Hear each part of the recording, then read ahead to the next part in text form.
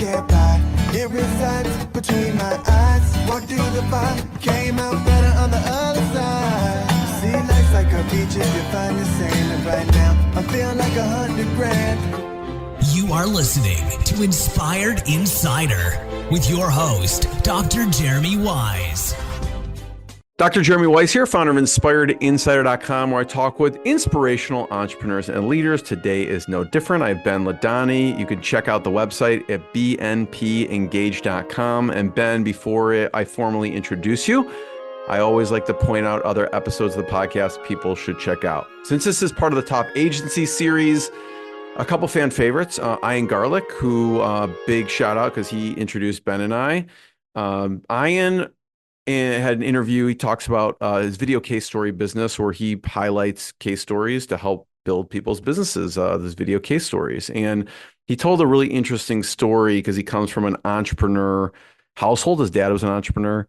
And it got the creative juices flowing, Ben, for me, because he said his dad had a restaurant with live dolphins in it. Okay. And that would be weird. That's awesome. In general. Okay. And even if he's in Orlando now, but the restaurant was in Wisconsin, which makes it even stranger. So listen to that episode. It definitely has some interesting stories in it. Another one was Adi Clevitt. Adi Clevitt helps businesses. She's a done-for-you agency for businesses to create SOPs, right? So that was interesting. And people will hire them to do smooth out their onboarding client process or onboarding staff process. And we geeked out on our favorite software and productivity tools. So that was a really interesting episode. And then Todd Taskey was another one. He's got the Second Bite podcast, and he helps pair agencies with private equity. And Second Bite, because sometimes the private equity, when they sell again, they make more on the second bite than they do on the first. And so that was a great episode on valuation space, agency space, and just business in general. Check those out on InspiredInsider.com. We're going to talk about Ben and his transition after selling two. But this episode is brought to you by Rise 25. Rise 25, we help businesses give to and connect to their dream relationships and partnerships. And how do we do that? We do that by helping you run your podcast. We're an easy button for a company to launch and run a podcast. And we do the strategy, the accountability, and the full execution. So Ben, we call ourselves the magic elves that run in the background and make it a little bit easy for the host so they can create amazing content, amazing relationships, most importantly, run their business. For me, the number one thing in my life is relationships. I'm always looking at ways to give to my best relationships. And I found no better way over the past decade to profile the people and companies I most admire and share with the world what they're working on. So if you've thought about podcasting, you should. If you have questions, go to rise25.com or email us at support@rise25.com. I'm excited to introduce Ben LeDonni's CMO of BNP Media after his agency was acquired. And they are a data-driven B2B digital marketing agency. And their growth marketing strategies are combined with custom website design, development, and that all helps increase awareness, conversions, and sales and revenue. He has an interesting background of a graduate of Villanova University in a BS and master's in computer science. And we'll talk about what he's going to coin engineering-led marketing at some point. So you heard it here first when he comes out the book, Engineering-Led Marketing. Ben, thanks for joining me. Thank you very much for having me, Dr. Jeremy. I appreciate it. And I definitely share the sentiment on being a go-giver. That's my attitude too. It's one of the books that's up here right here as far as being able to help people and have them give back. So I really appreciate you having me on. Awesome. Yeah, Bob Berg, I had him on twice, go-giver. I'm going to have you talk about Engage and what you do, but talk about some of the books above you and some of your favorites now that you pointed that out. Oh, man. Well, so the one that I just read is this one here, Same as Ever. Loved it. I mean, Same as Ever. Yes, sir. Yes, sir. It's a great book. Really kind of principles of things that just never change, that people and human behavior throughout history is always about the same. And he cites a whole bunch of examples and how the wind can blow a certain direction and change the course of history. Yet the decisions that we make are always rooted in a couple of key things that, we all have as humans. Some of them good, some of them bad. So anyway, just a really cool one. What else would I call out? Traction at EOS, running the business. The way I did, I used the concepts in traction and rocket fuel to really help that. Let's see, what else do I have here that I would probably call out? I mean, there's so many. Yeah, as you're looking there, I did have Mark Winters and Gino Wickman on the podcast, Rocket Fuel and Traction, both awesome books. What else do you I'll have give there? you, yeah, I'll give you another one that's up there. It's called Changing the Game. And it is not a business oriented book. And I feel like a lot of the people here would appreciate it though, because it's for somebody that's raising kids that are in sports and how to not go crazy like all these parents are these days about, all the sports uh, training and all sorts of passion that we have as adults. So the author's name is John O'Sullivan, and he does a good TED talk, which is an easy way to catch some of the cliff notes.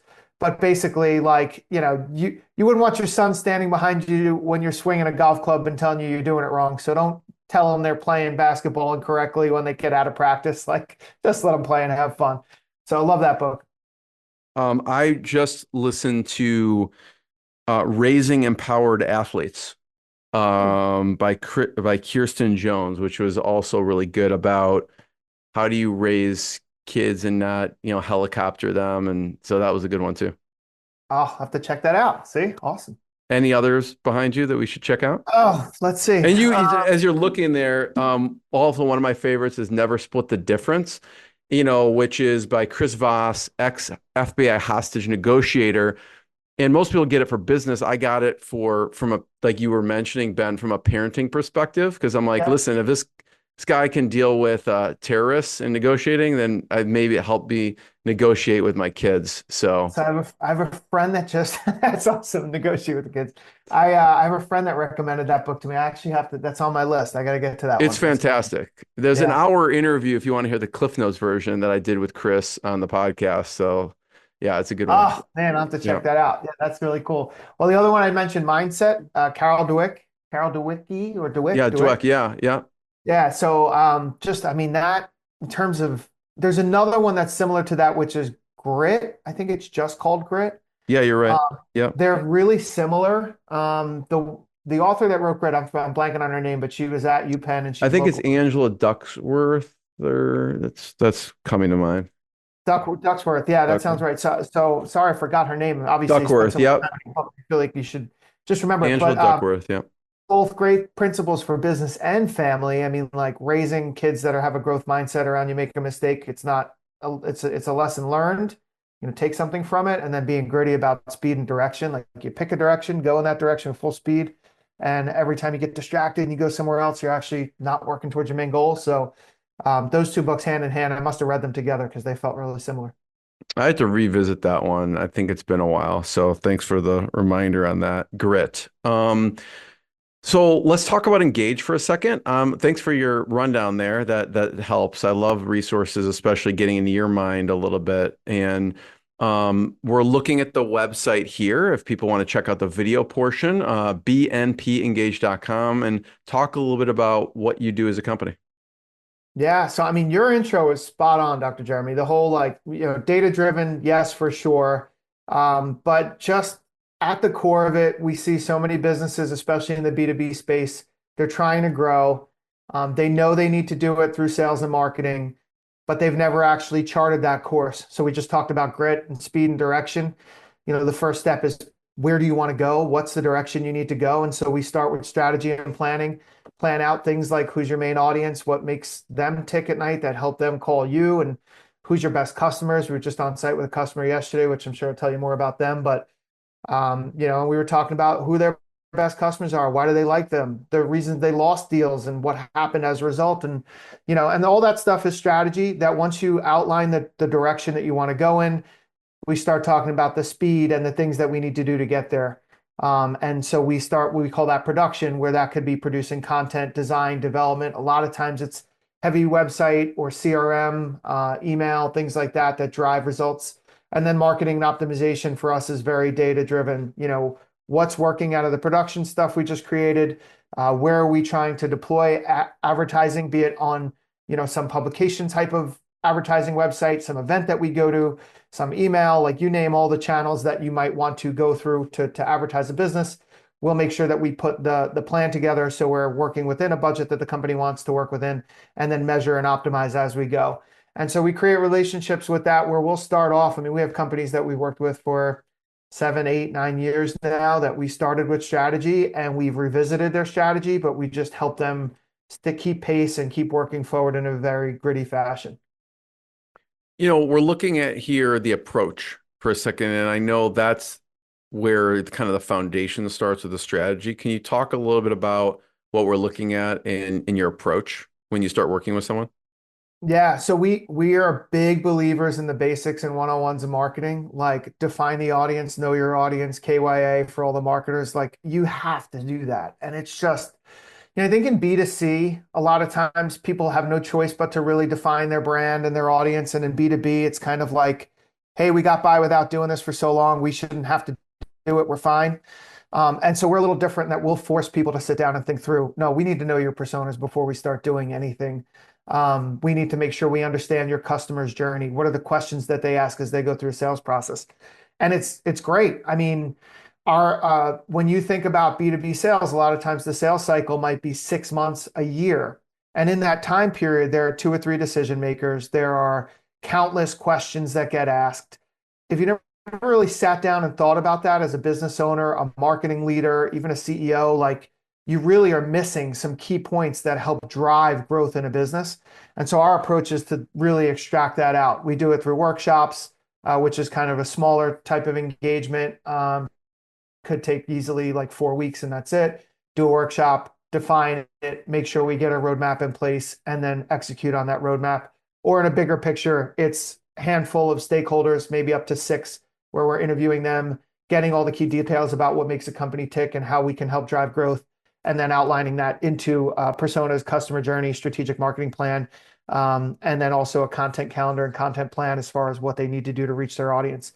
So all those things come together, and that makes a big roadmap, right? We talked about grit already. So there's direction, and then the speed at which we go, or the steps that you need to do to take to get that direction and accomplish that mission, is really just a roadmap that we execute on, and we go month over month producing content, updating, revising websites, building things, revising the CRM, emailing people, whatever it takes to get the output that we're looking for.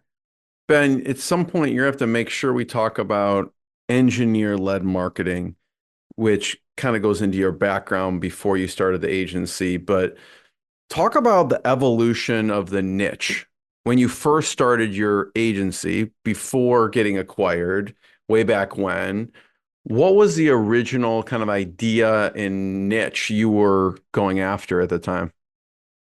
So, man, I learned a lot in the time period that I've run the business, and I was very ignorant to niche early on. I mean, I did anything and everything from a technical perspective, from like servers on site at somebody's location to website work, B2C, B2B, startup, you name it, didn't really matter. It was like somebody that needed my help, I was willing to help them if I could help them. Gradually over Do you time, remember your first customer client and what yes, you I did do. for them? What Yes, was it? it was a tile company. They imported tile from Italy. It was a friend of mine from Villanova at college, and ends up he basically, like, his family business. This was 2002 at the time, maybe 2001. And his dad was like, "I want to get online on the internet and put all of our tile up online." And Was back it then it was, AOL at the time? What was yeah, the internet? right. Do you hear Um, static on the line? Was that time? Technology wise, I mean, it was, I don't know, some kind of net something that we would buy the domain through. We use Lunar Pages for hosting. We would, buy the domain, buy the hosting, deploy the HTML, CSS files. Not a whole lot of database connectivity, or definitely not a WordPress CMS type stuff. And I was in college for comp sci, so I was learning all of how to build the websites and web pages. So I was like, yeah, no problem, can help you do this. Maybe it was $1,000 or something. That was good beer money while I was in college. But he was the first customer before I even formed an LLC and started the business. And that was a good, foray for me into learning, well, I can do this as an entrepreneur and help people and do something I love. Ultimately got his website up and running and online, and then still very good friends with Jonathan. He went off to work for other companies, and I've helped him at each one since. one of which is one of my favorite case studies of all time of BP Group. So We'll talk about BP Group in a second, but why did they want to go online? This is like most of the time, you had to convince someone, even probably years after, to even have a website. Do you remember why? Like they were obviously an early adopter and were onto something. yeah, I mean, what made them tick to decide to go online? I don't 100% know. I mean, you still get these, the growth adoption curve and the early adopters and stuff like that. They must have been somewhere on that early curve to want to be there. I think so much of it was a problem they were trying to solve, right? Like every type of invention comes from some kind of problem. And for them, their problem was getting people to the showroom to see their products. And so they wanted to be able to give people their products in a digital format so they didn't have to call everybody and speak to them with an Italian accent and not be able to communicate properly and all those things. And so this was a problem that they were able to solve with digital. We inventoried their catalog, put it up online. Well, personally, I did it. It was just me at the time. And then they had their showroom was part of the internet. So it started with a tile company and doing a website, which in that point involved a lot of different stuff. Like you really need to be very technical at that time to even put a website online. I think domain names probably cost, I don't know, hundreds of dollars at the time. They weren't like $10. So it wasn't like inexpensive for them. But what was the next milestone of a client and what you did for them at that point that you remember? Oh man. So next milestone, I'll have to give that some thought. I mean, the next company that I worked with was actually a DJ and entertainment company that I did their website. Believe it or not, I still try and keep that one because I always want to remember where you started, but this was Rhythm of the Night Entertainment and basically worked with them to get their website up and running. I worked with him, Scott Reagan, no longer with us, rest in peace, Hmm. Scott, but he was a Sorry to great hear that. mentor for me as an entrepreneur. And he actually, he was a DJ. I, helped him set up and helped him DJ and he taught me how to do it. And when he wanted to get online, it was another opportunity for him to be progressive and get his website up and running. Milestone wise, that's an interesting question because I think one of the biggest milestones in the journey of the business was really, there were two big ones. One was content management systems, and the other one was responsive design. And I mean, tying this into engineering-led marketing, I think that's always been at the core for me is like these things change and the technology evolves, and then everybody's forced to adapt and adopt, right? They have to adopt the technology and adapt the business to use it. But for me, like those two things were opportunities for me to dig in and get my hands dirty and start saying, oh, we could use WordPress for a website. That's kind of cool. Like it's a blogging platform, but really we can modify it to make it work. And then all these people that say they want to edit their own website, I could actually help them be able to do that in the back end without me having to do it and charge them hourly for it. And great, let's get them there. And then responsive, which responsive happened way before that, but responsive was okay, the iPhone comes out. Now all of a sudden everybody's business, their websites don't look right on a phone. The technology changed, engineers led the conversation about how the marketing needs to adapt. And then here we are with, people like me and my company that can help them do that. And the reason I bring up engineering-led marketing, because we are in a huge version of that right now with AI and things like Replit, where you can build your own code outright using an agent. Like there's just so much that's possible right now. So I think we're in another major curve with the recent releases of all these AI technologies. I can see what you're saying with the engineering-led marketing, like the engineering of whatever the iPhone or these smart devices, and then that changes how we have to market in a lot of ways. And even probably from the technology side, how the different platforms. What does that look like now? Like I could see how the iPhone comes out and you have to create this responsive design. Obviously, you have to modify the copy and other pictures and things. What does that look like now and from the engineering-led marketing perspective? So, I mean, there's the tip of the iceberg that everybody talks about is search, right? Like the way we find our information, or I did find it 2 years ago, Google search, keywords, got results, and then went on and look through a million different blue links and figured out what you wanted to do. That's just totally blown up right now. You typically can get an answer, even Google and Gemini, they'll give you the answer right there. You may not ever need to go to the website.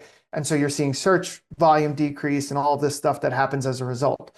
But that's not the biggest one, I think. I think that's a product of this change. The biggest product of the change, I think, is the way that we work and the way that we're able to produce, be it content, marketing, anything inside a business is just totally shifted. So in my mind, there will be, a shift in the way that the job roles are structured and functions operate around the tools that are now available that marketing has a huge impact on, meaning that like a marketing team doesn't necessarily need to be shaped the way that it was before. It needs to be shaped very differently in order to use the tools properly to help get the job done. So we're a big HubSpot company. We love HubSpot, deploy it for companies all the time, set up their workflows, all those great things, while HubSpot's coming out with AI technology constantly. What they produce, if we don't know how to use it, we're not elevating and staying involved in the game, and we're not able to provide the type of consulting that we need to the companies that we work with. But I'll even just say like the role of the marketer is different. Like your role no longer is to sit and write copy and have it be like, the most amazing copy since sliced bread to be a thought leader on a website, because nobody might ever come to your website to read it. So that's just totally not there anymore. I mean, there's versions of it that are, but so I just think it's way more about what tools do I have? What am I capable of doing with those tools? And how do I shift and operate a marketing team to leverage those tools to get ahead as a company? That's the biggest shift. Do you have any insights or thoughts on, you said, marketing teams will be shaped differently. How do you see them being shaped now, like with different roles? Yeah, I see one thing for sure, strategy is way more important than ever before. Like not only the tools that you choose to use, but what are we trying to accomplish so we could pick the right tools that we want to use, because there's a plethora of AI stuff that's out there. I think the role of a junior copywriter is gone. I mean, I've heard many people on podcasts say that, but I really do believe it's true. I think really good content will still continue to work, especially not AI created. And I think that connection between the brand and the consumer being authentic is so important. So you've actually like flipped the script, because there's so much fake stuff out there. You're almost like enabling an ability for a company to reach out and be authentic to differentiate. And that's great. But you still have all those tools in the back end to be able to do that. So I'll give you an example. We take this podcast, I'm giving you authentic feedback and thoughts and everything, but we're going to have a recording of it. We could go to Opus Clip and take clips of it, of me and you speaking, and be able to post that online to our audience and connect with our audience in an easier, different way. So there's another role of reusing the content that we already have, repurposing content, using it to drive connection that totally exists that didn't before. And then the other piece I would touch on is just meeting recaps and recordings. Like, I mean, Otter is part of every call that I'm on. 2 weeks ago, it was Fathom. In 2 weeks, it may be something else, depending on the feature set, which one we want to use. Yeah. I think we use Read AI. Okay. So, yeah. Yeah. And I mean, think about what that does for you. Like you don't and should not type up meeting notes anymore. You should recap the meeting, review the notes, take the action items, put them into your Asana or whatever, and make sure that they get done. But we've just changed the workflow. See what I mean? Like that's a different workflow than before. We should be able to get more done. And if your marketing team's not working like that, then that's a problem. I'll give you a last one, because now I'm geeking out on all the engineering stuff. But GPT teams, we use ChatGPT teams, and we've got trained GPTs on things that we want to use over and over again. So a trained GPT, you think of it like the LLM, like ChatGPT knows all of this stuff, but a GPT, you're training it on something specific that you want it to know all the time, every time you ask it a question. And so we've got GPTs, for example, that are trained on specific customers of ours, their personas, their customer journeys, the frequently asked questions that people ask.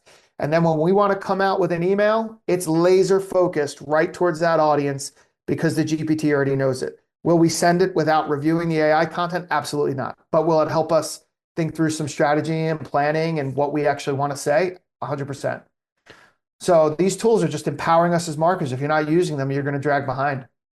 Yeah, I love that. So an example would be, we'll talk about BP Group for a second, but like if you have a commercial HVAC company and you're like, listen, here's all the customer questions, here's where they're at the journey. We need an email to speak directly to the customer, and they can like actually come up with some really good copy because it's using, and listen, it came from the strategy that you set in place in the Correct. beginning, right? Because you can't magically just have this. So you train this thing based on your strategic approach to getting all of that background first. And that's the foundation, right? And that's kind of going back to what you're saying is like the strategy is going to be the most important thing. So I'm going to pull up BP Group, and you can talk a little bit about BP Group and what you did there. Oh, so you won't see BP Group's website up anymore. It's going to redirect Well, I to just have it on your Ainsworth. page here. Oh, cool. Yeah. Yeah. So BP Group. So Jonathan, who I worked with on at Quarry Tile, the first customer that I ever worked with, he took on a role as a chief financial officer or financial advisor, something with this company, BP Group. And basically came to me and was like, look, we need to elevate our game online. And this was years ago. I mean, this was years beyond when we did Quarry Tile's website. So Quarry Tile was 2001, 2002. I think Jonathan called me about this in 2016, I want to say, probably. And we worked with them over 4 years, probably, to elevate their brand over time. First thing was nail down their audience. They want to reach commercial HVAC people in the metro area. They were in New York. They did some residential, but they wanted to put an emphasis on commercial. They wanted to spotlight their technology and their service and their people and all of that. And so we really like honed in on what do we want to say, the content, elevated the website, rebuilt their entire website from the ground up, made sure it looked beautiful, posted to social media routinely. One of their ultimate goals was to, look the part in case there was an opportunity for acquisition. And so they had a competitor that we were chasing that was one that set a good example, that was a bar we wanted to jump over. And we ultimately elevated the brand, made sure the messaging was going out there on email and social. And like I said, looked the part to the point where, when they ultimately wanted to sell, and I don't know how that all went down, wasn't privy to it, but I know they got a phone call and were courted by me and spoke to them and also ultimately, did sell and had an exit. And, after that was all said and done, got the phone call from Jonathan, who said, couldn't have done this without you guys. You guys obviously elevated our presence to the point where we were relevant and drove customers and made sure that we grew in a way where we were worth something, and that's valuable. So that to me is cool. I love that story because that's what we pride ourselves on doing, is growing a company, growing its equity value, growing its customer base, its ultimately revenue through marketing, return on investment in marketing, and then make sure that there's alignment as far as what they're doing and they're going in the direction that they want to go. Thanks for sharing that. And you mentioned before about the shifting of job roles, right? Talk about yours. We'll talk about pre and post acquisition, but obviously you started off and your job role was everything, right? You coded the site, you were the salesperson. What were some of the roles that maybe you stepped into and got yourself out of throughout the course of the agency? Yeah, absolutely. So first hire I made was actually a developer, consultant developer, consultant designers. Allowed me to do more of the sales, relationship-based stuff. And honestly, I have the attitude of hiring for things that I'm not the best at. If there is somebody better than me then at something, then I'd rather them be on my team than me doing that. I still have that sentiment. I think it's a great way to run a business. And then when you hire people, you don't want to tell them what they should do. You want to make sure that they tell you, this is what I think I need to do to succeed. You hired me as the expert, and trust me. So anyway, design development. And then at some point I hired a project manager, account manager. That was one of the best hires. I think, in hindsight, that type of person as a first hire can really help you make sure you're scaling and doing things right. Going back to strategy, but that's a lot of strategy as a business. And then one other thing we started to grow into as technology and marketing evolved to not just be websites, but be responsive and then be SEO led. And the websites were not just about being there and looking pretty, but also driving, eyeballs and attracting an audience. We got into a lot of SEO and some more of the digital strategies. So hired a marketing director that, knew her stuff. She's still with us. Jen's great. First PM, truly PM that I hired that I would say really, took us to the next level. Tyler, he's still here with us as well. And really those two hires from being, leaders that can drive results from both a organizational and project management standpoint, and then a strategic and marketing standpoint for clients really helped us, get to where we are. I'd also add in administrative help. I mean, as you get to a certain point, I think we were about 10 when we hired Alicia, also still with us. She was an executive assistant when we brought her on, but now she's like the glue that holds the team together as far as doing all of the micro things like setting meetings through to big things like helping us with making sure that collections and invoices and all that stuff is organized. So some really key hires throughout the growth. Yeah, it's funny because I often hear the person who starts as that admin assistant has gone up to COO, like because they're just doing literally anything that needs to be done. Yeah. And so they learn a little bit of everything. I'm curious about the account manager piece because from some of the conversations I find people have a hard time training and onboarding those people. It's sometimes the position that the founder is like has that relationship with the clients, and how do they, onboard that person and transition out? I'm curious how you onboarded your account manager. Yeah, well, I think you have to change your perspective on it first before you hire it. And I learned this the hard way. But you assume you're going to hire that person, then 100% of the account management's going to go away, and it's not true, right? It's like 80-20 for the first 3 months, maybe, and then it flips to 50-50 for the next three, and then maybe it's 80-20 the other way. The remainder of the relationship. And if you go in with that mindset, it's not like you're handing off the relationship that you have and that you've built. You're bringing on somebody that can support you and do a better job than you are doing with that. I also tied account management and project management together for better or worse. I just felt like it makes a lot of sense to be committing to something and then making sure that it's getting done. And then the other piece to that I was going to say is just the challenge and perspective around they're not going to do it the way you did it because it's your business. Like, yeah, you may answer that email in 30 seconds and realize it's super important because you don't eat if you keep that money. To them, they have a job and they feel like they can do it tomorrow, and that might be okay. Like, you just have to, understand that. And that depends on the person that you hire. Make sure that you're setting the right, growth plan for them and where they're weak and where they need to go. But again, I lucked out with who I brought on because they really added a ton of value and actually taught me like, hey, you don't need to respond to that email right away. They're not our biggest customer, and I'm doing these 6 other things that really have a priority, and maybe we need to think of those first and foremost. And so again, trust the people that you hire. You hired them to do something, let them do it. So pre and post acquisition, talk about what was your role pre-acquisition, like right before you got acquired, and then we'll talk about after. Yeah, so sales and business development, and then just overall overseeing the company, plan, the vision, managing team members, and making sure that we were just heading in the right direction. So a lot of what I did was OKRs and planning objectives and key results, and making sure that we knew where we were going. And then a lot of the relationship-based sales, partnership-based sales.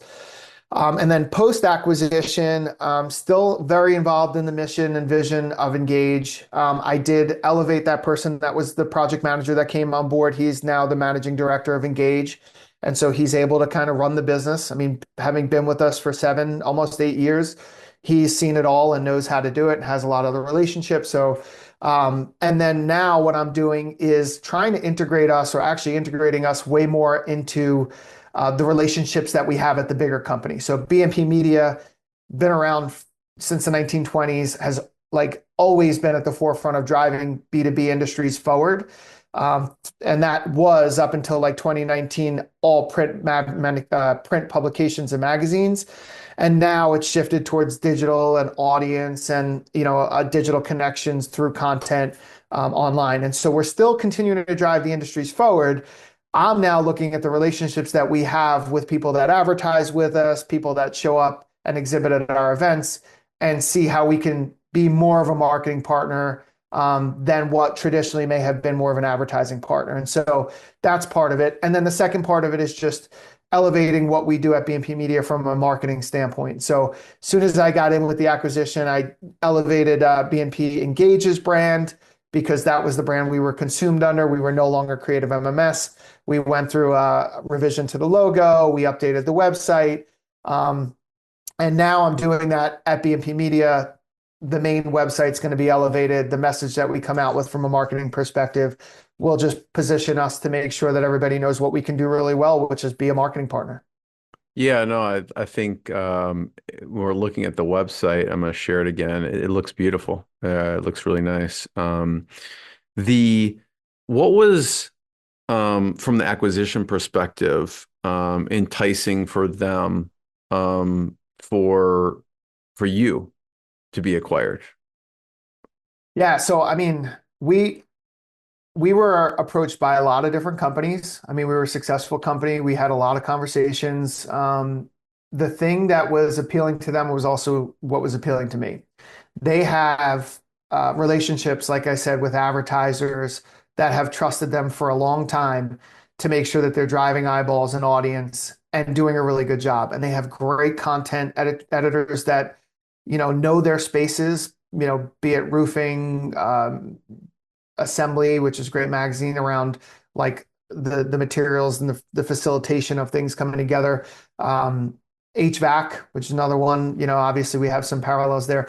But anyway, they have many brands, right? So they have like 50 different brands that they manage, as well as events and things like that, with people that trust them to get eyeballs and audience in there. So to me, that was really appealing, to be like, we've already got people that know, like, and trust a brand, that we can come in and help more people, right?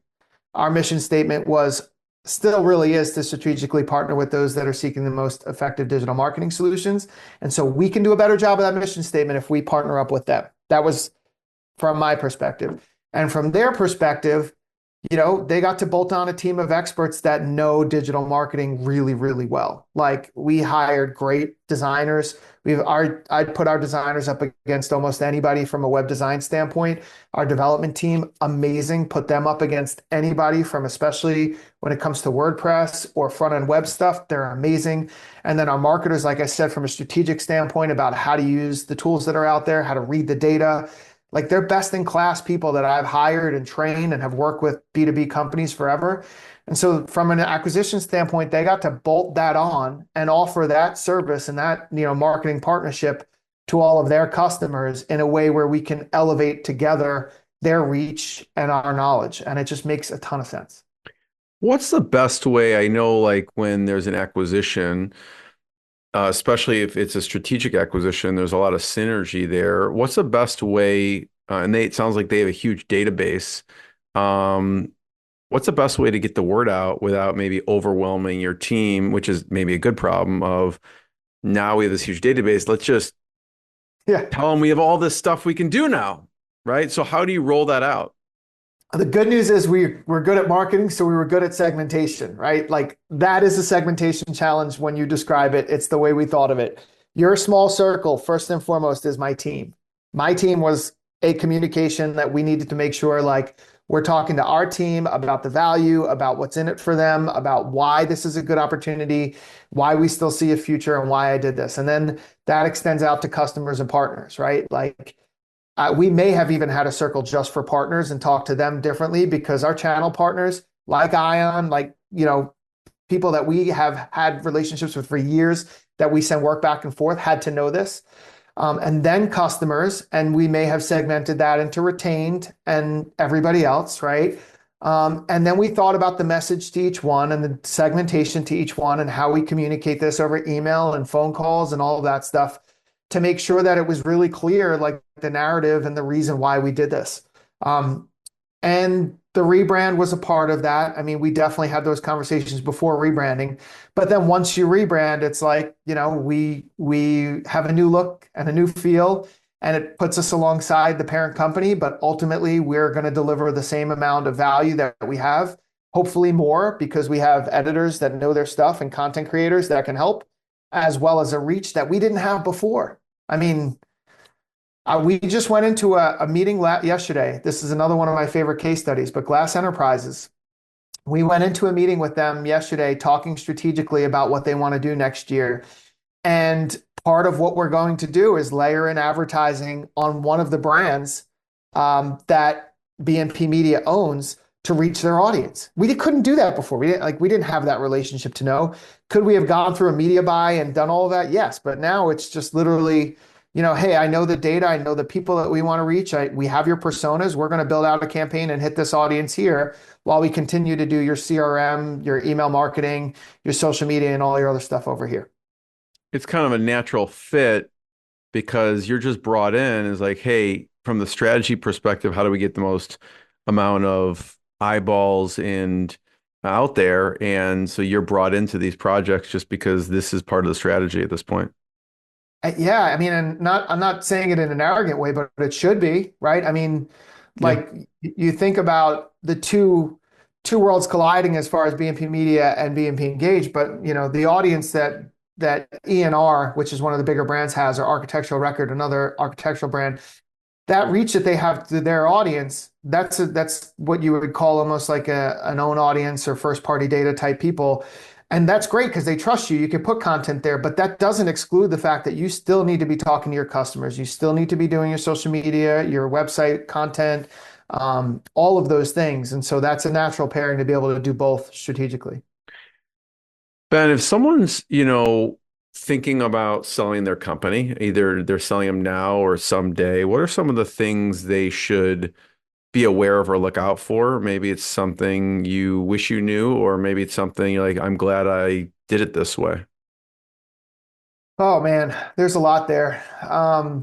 I mean, first of all, I'm happy to talk to anybody that is. I like to help with stuff like that, and there's no skin in the game for me besides just being able to make sure somebody doesn't see or feel pain that maybe I felt. Um, I think the most important thing I would say is have a good relationship with the person that you're working with that is going to buy you, and test that out. I mean, we buy from who we know, like, and trust, but on the other side of the acquisition is a relationship that you're going to want to make sure is strong and healthy. And like, I'm very blessed and lucky that Tag, who's the CEO that acquired us, like, he and I have a great relationship. We built a relationship before the acquisition and now continue to have a really good relationship. I put that at the forefront because I don't think anybody would want to work for a company or for somebody that they don't really see the trust maybe or see the value in them bringing to the table.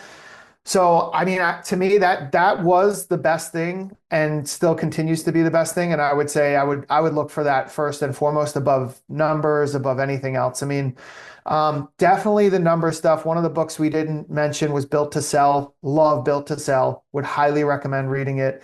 There are probably two or three others that I had read or listened to over time. If you're an agency owner, Two Bob's podcast. I mean, he's great. Well, both Bobs are great, but there's so much stuff. I mean, know the valuation, know your numbers. I think the advice I always give is to make sure you have a good financial person that has your data in order, because you have to know your data like through and through.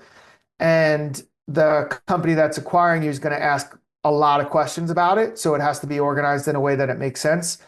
So we were, again, blessed to have already been working with kind of an outsourced CFO team that had our data stitched together, Zero with a whole bunch of other tools that were working really hand in hand, and a monthly meeting to go over the data. So I understood it because that's not an area that I learned. I was a geek, tech guy. So finance was kind of school of hard knocks for me.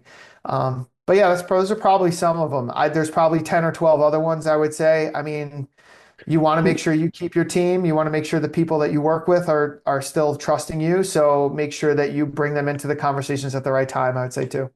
Who are some of you mentioned kind of financial people, who are some of the trusted professionals that were key on your doesn't have to be on your immediate team, but like that you sourced that was important in the acquisition process for you?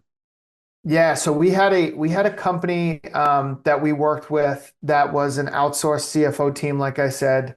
Um, the woman's name I worked with was Christine. She owns the company. Walsh is the name of the company. Walsh, I don't know if it's financial or Walsh Accounting. But Christine Walsh founded it, smaller team.